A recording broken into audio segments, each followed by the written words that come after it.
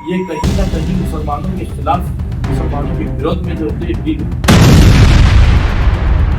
अगर जहां पर हमारे हक छीने जाएंगे तो वहां पर हम जबरदस्त एहतजाज करेंगे, क्योंकि हम देख रहे हैं कुछ बुरखे पहनाकर कुछ औरतों को उतरवा कर रोडों के ऊपर आज ये बताया जा रहा है कि मुसलमान भी जो है तो इस बिल के फेवर में। सबसे पहली बात तो हर टोपी पहनने वाला और हर बुर्का ओढ़ने वाली मुसलमानों की जरूरी नहीं है। या लोकशाहीमध्ये तुम्ही अशा प्रकारची दमनची जर नीती करणार असाल स्वतःवर ते जे काही निर्णय घेतील ते सर्व मुसलमानांना मान्य आहे.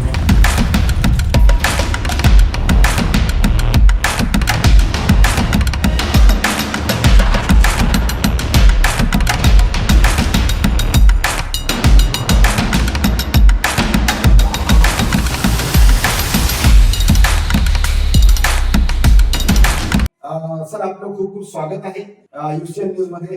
सर्वात प्रथम मला पहिला प्रश्न असा असेल का आपण जनतेला म्हणजे हिंदू समाजाच्या लोकांना आणि मुस्लिम समाजाच्या लोकांना वक्फ काय हे माहीतच नाही, तर कृपया करून आपण थोडं वक्फ संदर्भात थोडीशी माहिती द्या. अस्सलाम वालेकुम. आपल्या सर्वांना ईद निमित्त हार्दिक शुभेच्छा. ईद मुबारक. इस्लाम मध्ये भक्तीचे दोन प्रकार आहेत. एक शरीराला आपण भक्ती करतो, त्याचा मुख्य आपण पाहतो की नमाज आहे आणि त्याच्यासाठी मस्जिद आहे, आणि त्याचबरोबर पैसा, दान, जकात आणि हे ईश्वराच्या नावानं गोरगरिबांना द्यायचे. आणि इथूनच वक्फचा कन्सेप्ट डेव्हलप होतो. कारण प्रत्येकाला असं वाटतं की माझ्या जीवनामध्ये तर मी हे दान धर्म करतोय, पुण्यकर्म करतोय, पण माझ्या मेल्यानंतर काय. मग ते काय करतात की पैगंबर साहेबांनी असा सिस्टम डेव्हलप केला की सोशल कॉजसाठी, सामाजिक कार्यासाठी त्यांनी लोकांना यासाठी प्रेरित केलं की लोकांनी आपल्या हयातीमध्ये काही जमिनी, काही प्रॉपर्टीज, विहिरी असतील, हे त्यांनी दान द्यावं, आणि असे जे दान आहेत ते वक्फ असतील.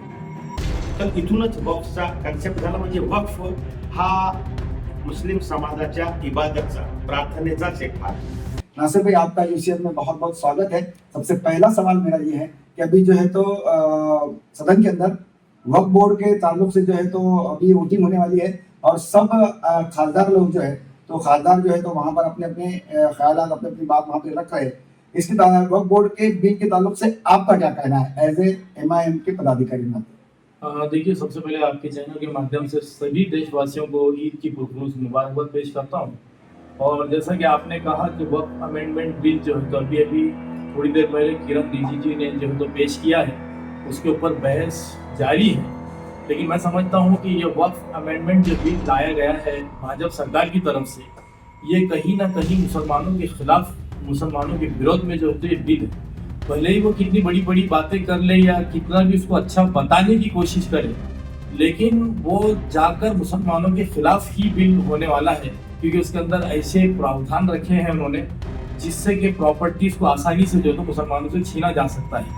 आज वक्फ की प्रॉपर्टी सबसे ज्यादा अगर नंबर 1 पर किसी के पास है तो वो रेलवे डिपार्टमेंट के पास है, दूसरे नंबर पे है जो डिफेंस के पास में है, तीसरे नंबर पे है तो मुसलमानों के पास में है. और वो भी प्रॉपर्टीज को जो है तो किसी न किसी तरीके से उसके ऊपर हत्या लेने का या उसको मुसलमानों से छीनने का जो है तो गवर्नमेंट ने एक प्रावधान बिल जो है तो पेश किया है, और सारा का सारा अपोजिशन जो है तो उसका विरोध कर रहा है. वहीं पर NDA और उनके अलाइज जो जितने भी तो वो लोग उसका फेवर कर रहे हैं. लेकिन उनको ये बात मालूम होना चाहिए कि भारत के 40 करोड़ मुसलमान जो है आज जो सेकुलरिज्म के नाम पर पार्टियां उनके वोट हासिल करते हैं, अगर ये वक्फ अमेंडमेंट बिल जो है तो अगर पास करवाते हैं वो लोग, तो उसके बाद यकीनन मुसलमान रोड पर उतरेगा, क्योंकि मुसलमानों के पास इस गवर्नमेंट के पास देने के लिए नौकरियां नहीं है, इंडस्ट्रीज के अंदर उनके पास देने के लिए उनके पास कोई प्रावधान नहीं है. जो बचा कुचा है हमारी प्रॉपर्टीज है उसको भी लेकर जो है तो मुसलमानों को बिल्कुल ठीक को लगाने के लिए जो है तो गवर्नमेंट जा रही है. हम इस वक्फ बिल का जो है तो अपोज करते हैं, इसका विरोध करते हैं और एहतजाज दर्ज करवाते हैं. देखिए, सबसे पहले तो भारतीय जनता पार्टी की नीयत सबको पता है. भारतीय जनता पार्टी RSS से आती है और RSS का मूलभूत मुद्दा यह है कि इस देश में मुसलमान या तो अपना धर्म बदलेगा या तो उनका जेनोसाइड. इस विचारधारा को लेकर बीजेपी गुज़िश्ता कई सालों से काम कर रही है। इसी विचारधारा के ऊपर बीजेपी ने जो तो सत्ता में आने का प्रयास किया। नहीं, आपका कहना क्या है? जी मैं आ रहा हूँ वहीं आ रहा हूँ। और इस विचारधारा के साथ आते हुए फिर अचानक से बीजेपी वक्फे के ऊपर एक बिल लाती है जो मुस्लिम समुदाय के ताल्लुक से, चाहे वो 3 तलाक का हो, चाहे वो अभी वक्फ अमेंडमेंट एक्ट हो।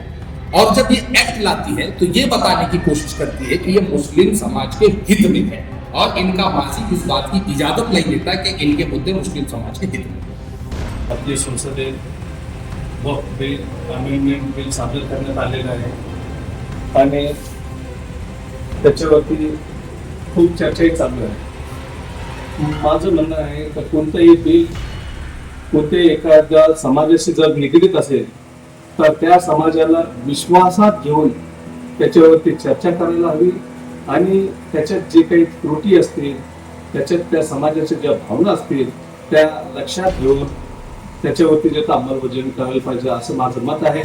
पण सध्या भाजपची भाजपचं लेकिन वक्फ बिल के अंदर जो है जो उन्होंने ऐसा अमेंडमेंट किया है कि इसके अंदर 2 हमारे हमवतन भाई यानी कि हिंदू रहेंगे, इसके ऊपर आपका क्या कहना है? ये बिल्कुल गलत है, क्योंकि जब धार्मिक आस्थाओं की बात आती है और धार्मिक स्ट्रक्चर की बात आती है तो उसके अंदर उसी के धर्म के लोग रहने चाहिए।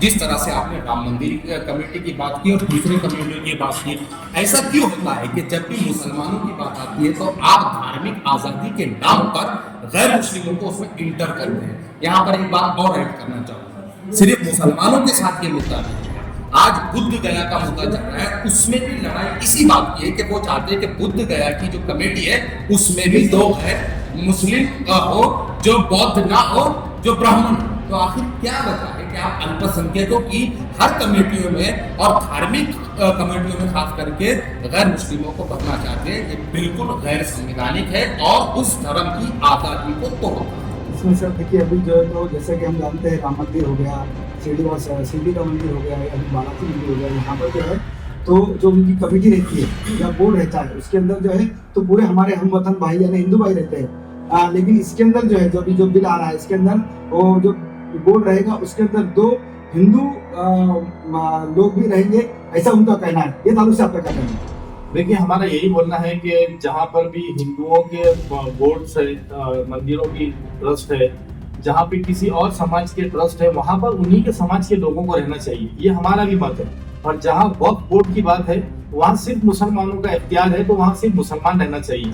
अब आप बोलेंगे कि 2 हमारे गैर मुस्लिम भाई, उसके साथ में कलेक्टर को पावर देंगे, उसके बाद में एक कमेटी बिठाएंगे और उनको जो है तो कमेटी में ऐसे लोग बिठाएंगे जो हुकूमत के जो है तो पपेट्स होते हैं, जो उनकी भाषा बोलते हैं। तो ऐसे लोगों को बिठाकर जो है तो आप उनको मुसलमानों का नाम देंगे तो हम ऐसे लोगों को मानते भी नहीं, क्योंकि हम देख रहे हैं कुछ बुरखे पहनाकर कुछ औरतों को उतरवा कर रोडों के ऊपर आज ये बताया जा रहा है कि मुसलमान भी जो है तो इस बिल के फेवर में, जबकि वो लोग नकली लोग हैं, उनको बुरखे 100-100 रुपए के खरीद कर जो है तो उन माओ बहनों को जो है तो रोडों पे उतारा गया है, वक्फ बिल की हिमायत करवाई जा रही है। सांगितलं ना काही ज्या अटी आहे त्याच्यामुळं चर्चा झाली, चर्चेनंतर बिल जेपीसीला गेलं, जेपीसीला रिप्रेझेंटेशन केलं या लोकांनी, मुस्लिम संघटनांनी जाऊन भेटले आणि त्यांनी त्यांना सांगितलं, रिक्वेस्ट केली की काही 2-3 अटी आहेत, त्याच्यामध्ये महत्वाची आहे की तुम्ही मुद्दा मांडला की ह्याच्यामध्ये दुसऱ्या धर्मांच्या लोकांना एंट्री करणं किंवा पूर्ण अधिकार एक कलेक्टरना देणं, या अशा काही गोष्टी आहेत की ज्याच्यामुळं कुठंतरी असं वाटतंय की सरकार जो बता रही है और जो छुपा रही है इन दोनों के बीच में अंतर है। आणि त्याच्यामुळंच संपूर्ण समाज आजच्या घडीला तरी अजून काल एक नवीन त्याच्यामध्ये संशोधन करून ते पार्लमेंटमध्ये काय पेश होते आपल्याला माहित नाही, परंतु आतापर्यंत जी काही परिस्थिती आहे त्याच्यामध्ये कोणीही या बिलला स्वीकारण्यासाठी तयार नाही। मैं आपसे पूछना चाहता हूँ कि इसके अंदर जो है तो अभी हमने जो तो सोशल मीडिया पे देखा है भोपाल जैसे सिटी के अंदर या कोई और सिटी के अंदर कुछ मुस्लिम समाज के लोग ये बिल पास हो गए ऐसे जल्लोश कर रहे हैं, तो क्या मुस्लिम समाज में 2 भाग हो गए?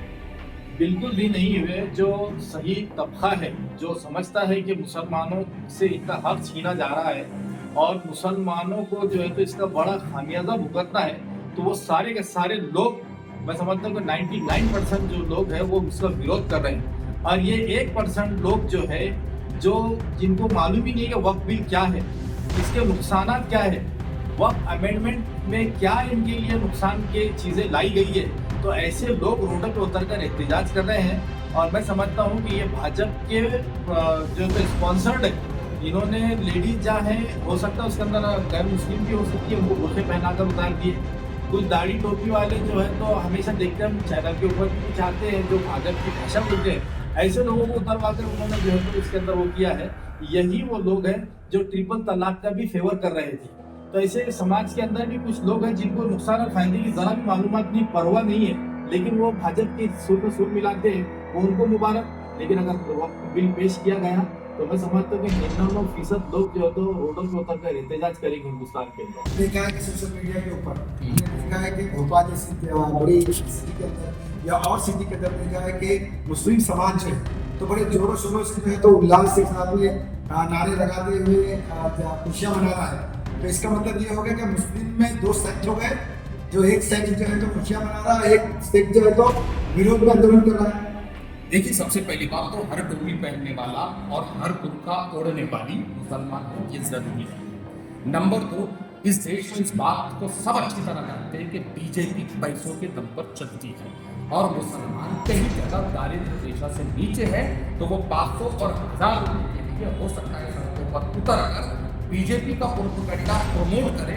और मैं इस बात को लिख कर देने के लिए तैयार हूँ जब उन्हीं लोगों से अगर आप पूछे कि आप किस बात के समर्थन में कि उनको चंद नारे कर दिए गए, चंद वोट जो तो बीजेपी के कार्यालयों से लाकर दिए गए कि ये उठाओ नाचो ताकि मीडिया।